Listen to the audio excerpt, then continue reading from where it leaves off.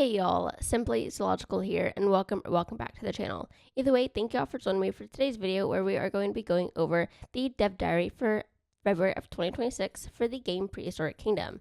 If you are new to the channel and you have not seen one of these videos before, all we do is at the end of every month, the Prehistoric Kingdom developers make what they call a dev diary, which is where they go over all the things that they've worked on, that they're planning, stuff like that. And there's some surprises in each dev diary too, because they can't tell you everything all at once.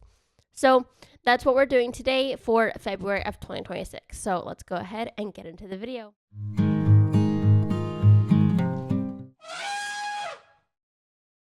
Okay, so to start off the dev diary, we're going to read verbatim basically this entire thing. And to start it off, it says, "Welcome to the February Development Diary. With this being our first full month back working on PK, the team continued implementing the new management features discussed in January's dev diary. Since we don't want to repeat ourselves and show off the same content, this month's post will instead only focus on the new things and be a bit shorter as a result." And I do have to say that this post is a much shorter version than last week's, which is nice because I don't have to talk a whole lot.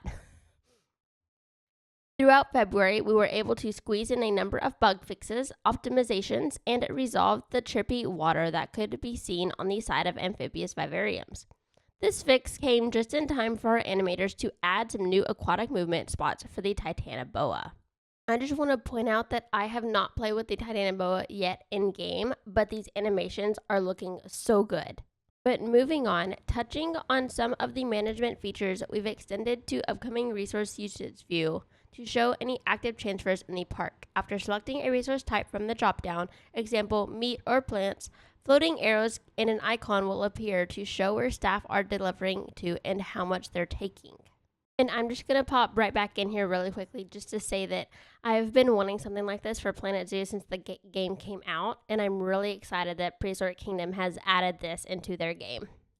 With a few of these management tasks now almost complete, the programming team's been focused entirely on planning and preparing for the code base for animal combat over the last week or so.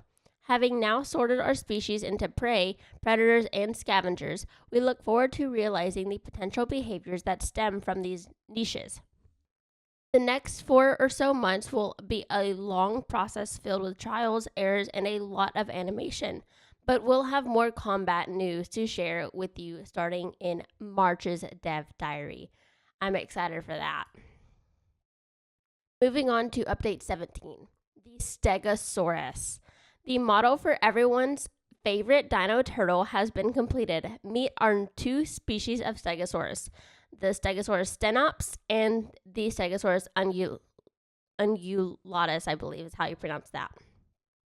And these look really, really nice. When looking at each species side by side, it becomes clear that the 2 are quite distinct. Ungulatus is not only much larger, but it has raised hips, a sloped back, taller plates, and a longer face. It certainly got more of a classic 90s vibe. To make sure our model was faithful to the current science, while still retaining its PK style, we worked with paleontologist Matt Dempsey, who is able to provide us with a wealth of feedback and insight into a Stegosaurus anatomy. Thank you for your help, Matt. Internally, the team named the first ungulatus skin after a certain kaiju, thanks to its gray body and blue radioactive plates on the male. Let's hope these guys are a bit kinder to Tokyo.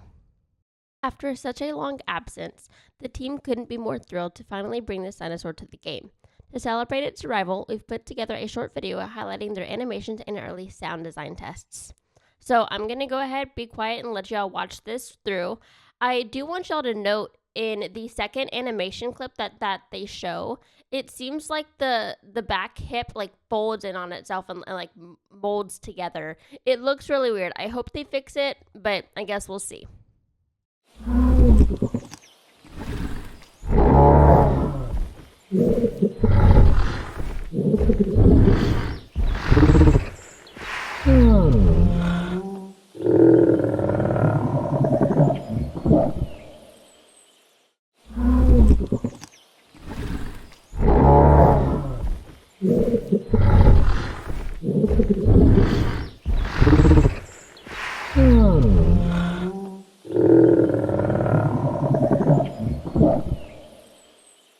once we have them fully implemented, we'll show off their seamless growth in the next dev diary. Until then, here's an early look at the Stego baby without its proper coloration and sculpt.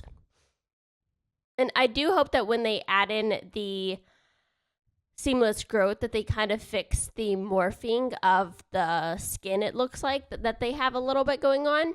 But I do know that this is all still a work in progress, because in all the pictures it says work in progress coming in updates. So moving on to the last section of the dev diary, I told you it was a really quick one. The Scrubland Foliage.